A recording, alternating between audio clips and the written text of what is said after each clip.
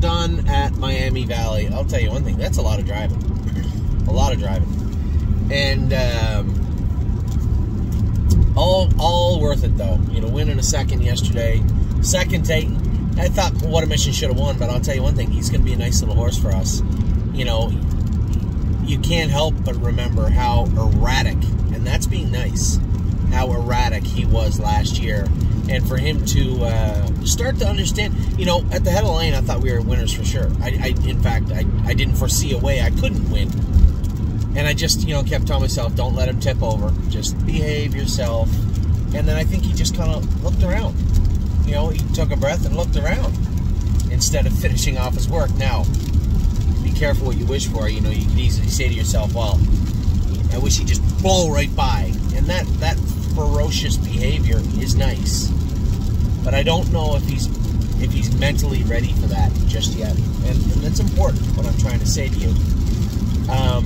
He needs to understand what his job is. Now, his job was to win tonight, and he got beat.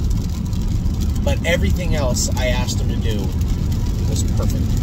He did everything else perfect. Left. When he made front, if Chris Page doesn't come, I'm at the half in a minute. And I don't think Chris Page first over, in hindsight, with the horse he had, would have beat me. And I don't think Matt Brown kid would have beat me. But I was happy with the way things worked. You know, he behaved himself. Yes, I brought him into position. I was being extra careful with him. You know, we still have an ear hood on him, no earplugs. Trotted over to the front, let Chris Page go, followed him perfectly down the backstretch. And then, you know, Dan Noble had moved 3 deep, had committed 3 deep, but then was going to try to Indian give that second over. And I shoved him out 3 deep a little bit, kind of wiggled my way through, and it turned out the way it turned out. I would have got out anyway, but at the time it didn't look that way. It didn't look that way. It looked like I needed to wiggle my way out. Once I got him out in clear daylight, Bob's your uncle was over. And instead, I got him out, and he kind of attacked for a second. And make no mistake, I believe we come 28 apiece on the end of it. That was a good race. That horse that was first over, that horse was out the whole way, if I'm not mistaken. Race huge. And What a Mission, race good too. Beat fair and square, but a huge step forward for him mentally. Mentally, that was a big, big step forward for him. Remember, jostled at the gate, made a break in his first. Really shouldn't have run, but he did. Second start, we had him really plugged up. Super chill and quiet. Today, ship all the way down here, and he shakes before the race. Like, he gets excited. For him to ship all the way down here and act the way he did, behave the way he did, that was impressive. That was a big step forward for him. And, you know, going under the wire, or after the wire, Chris Page said, sorry, I thought I'd take you the whole way. And I said, hey, this guy's got the mental acuity of a yearling right now still. And he's come a long way to get to that point. Trips like that will go a long way. And I said to Jason when we come off the track, this guy's going to take a big mark this year. And there's going to be people saying, where'd that come from? And it won't surprise me in the least. He could be any kind of horse for us for the rest of the season. He may very well just be a Buckeye and fair horse, but I think he's going to sightsee. I think he set the bar a little higher this year, and it's up to us to make sure that mentally he can catch up to physically where he is, because he's a fast colt. I love everything about that horse, and he's a nice little horse. So, my weekend, very taxing, obviously. I had sent Amy a screenshot of the distance from Oak Grove to 65 Moffin Lane. It's at 11 hours and 21 minutes. Now, it was 4.5 hours to... I don't think that was right, because it was 4.5 hours back to Miami Valley. And then Miami Valley... No, it's not right at all. I know my thing said 11 hours. It's not. Time changes an hour, make up some time. It's close. Nevertheless, a long drive. But you know what? I had a good sleep yesterday, good sleep last night. Got up, took my time. Almost got shot at the Fort Campbell. Got turned around back to Miami Valley, and the horse raced fantastic. Very, very happy with the way the entire... You listen, if you aren't happy with the way the last 3 days have turned out, just... I would just maybe rep my license up and sell all my horses if I was you. if you weren't happy with the way the last two days have turned out for us, 3 days have turned out for us, just a great run. It's nice to get on runs like that, and I know that, you know, what goes up must come down at some point, but a great run of 3 days for us here at the stable. Now, you know, those long drives give me time to think, and sometimes I don't like what I think about. I got thinking about Crantini, and I know Megan had messaged me and said, obviously she's very happy with the way Crantini has turned out thus far.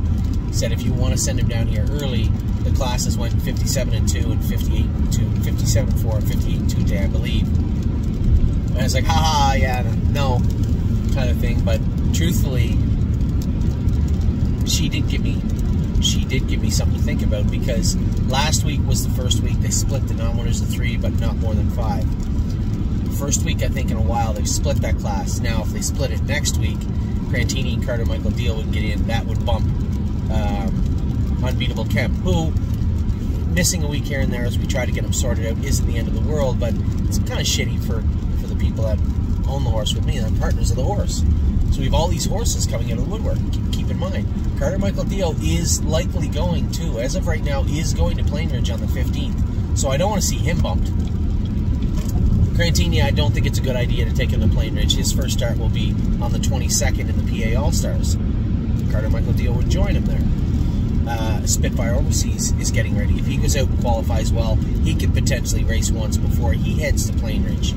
And then don't forget, how the hell has 5 wins? I believe he has 5 wins. Don't quote me on that, I gotta check after. But we have 3, maybe 4 horses that are all but qualified for the same class. My next train of thought was, well, you know, do you really want to, now that you have Crantini doing things properly, would it not be best to race him at Mohawk once? Yes, it could be. But at the same token, if it's a softer class at the Poconos, and he has to race at the Poconos on the 22nd, does it not make more sense to have him there on the leading up to the 22nd? I mean, the only thing that could go wrong was he would make a break, which, geez, I just don't see him doing that right now. Because class-wise, it would make sense for us. And that's a salty class in Ontario, right? That's a tough bunch. 55-4 in the pouring rain the other day off half and 58. My biggest problem would be going medium speed and trying to fit him into the 3-hole or 4-hole and just have him say, not tonight. I don't want to see him regress like that. And I'd rather not want to have him on the front. This is a tough one. There's so many arguments to make on both sides, and quite frankly, when Meg had proposed it, my first instinct was no, I think he needs another week here, maybe 2 here. But now that I think about it more, when I step back and look at everything, first and foremost, Crantini, when I look at everything, does it not make sense to, one, I guess, let Scott get back in behind Crantini? That's going to take a couple of weeks. You know, get him up to you know, see the scenery again. He race graded the Poconos for Mark last year when he drove them. But again, it seems to me as I drive down the road 3 hours before I get to Northfield Park in what is now the pouring rain. Geez, I'm left thinking that Meg's in the lead. Megan's in the lead here. She might be onto something. And if she hadn't said it, I never would have thought of it. I just thought, for me, he was going to race on the 8th. Yeah, the 8th, the 15th, and then ship down 4 days before to race the Poconos. That's how I had it playing out in my head. But there is a very good argument to maybe call an audible here. And I certainly don't want to make the decision tonight. There's a lot to think about. But I don't want to start bumping horses. And I can't have, and here's the biggest problem. And this really, I believe, in my mind, somewhere in my head, is the tipping point, is that if they don't split the class, that means Carter Michael Dio gets bumped for Crantini. That's a problem. Because Crantini's not going to Plainridge. Carter Michael Dio is. He needs the prep race more than anybody right now.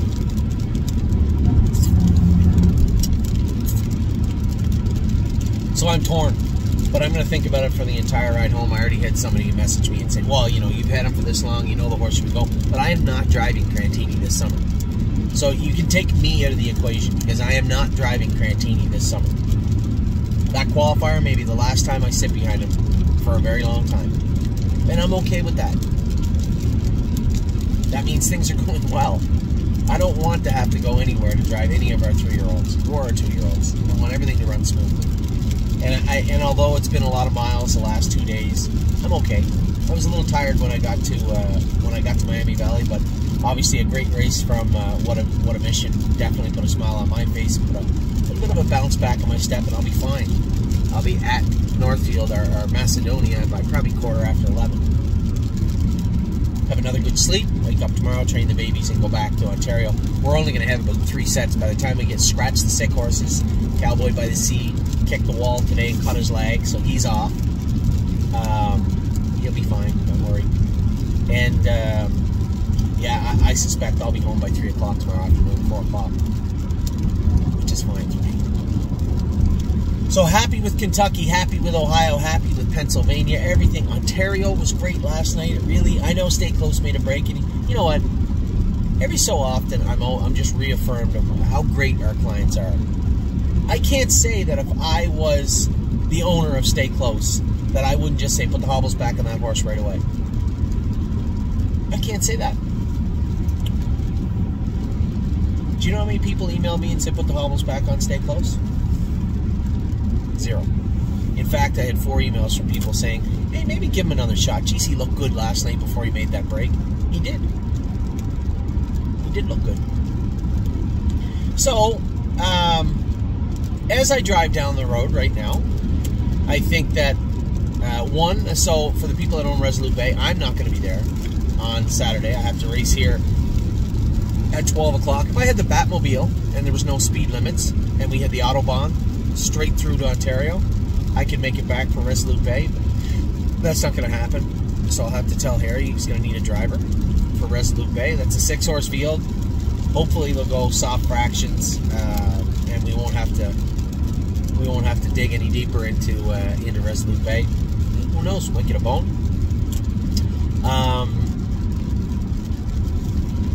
I think that Swing Senoritas in race 1 here. Sunday afternoon, I've made a commitment, although we have a number of partners on Horn Player. She is in Kentucky on Sunday. So is the new filly, Stay Special. I'm going to run her tomorrow. Part of me wants me to train her, but no, I'm not going to. I'm going to gallop her tomorrow. Hard. She's in Sunday.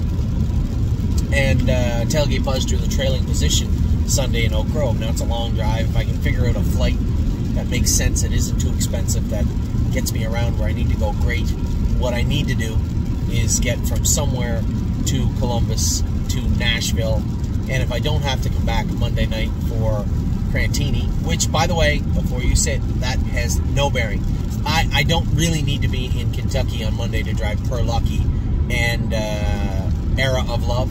Anybody can drive either of those horses, so it's not a necessity. And in fact, now that James has Hasty been qualified, he might get in with Unbeatable Kemp, and I might drive him. So my plan is to go from somewhere, whether it be Hopkins in Northfield, Cleveland, or Buffalo, or Toronto. I would like to fly to Columbus to race Swinging Senorita, fly to Kentucky to race Horn Player, Stay Special, and Tailgate Buzz, and then come back home, because I'll stay if I have nothing else on the go Monday. I'll stay to drive the other 2, but it's not a necessity at this point. Obviously, Eric and Kathy have everything under control there, and things should go well. But I don't like when everything's in flux. I don't like when I have 3 places to be. I don't like that feeling. And Ollie has baseball Saturday. Amy's going to her parents on Sunday, so just a whole basket full of things we can do, we might do, we should do in some cases, and I don't know which way we're going to go. So as of right now, I have a lot of thinking to do between now and Macedonia in regards to the races this week, in regards to the races next week, in regards to Crantini, Kentucky, Ohio. One thing is for certain. I will commit right now to swinging Senorita Saturday afternoon at Miami Valley. That's a done deal. What happens otherwise, we'll see. So with that, I'm going to let you guys go. A long video to talk about one horse, and for my partners on What a Mission, couldn't be prouder of him tonight. Just a tremendous race. The horse has shown a lot of poise the last 2 weeks, and you know, I know he's got a small head and he probably has a small brain, but he's learning.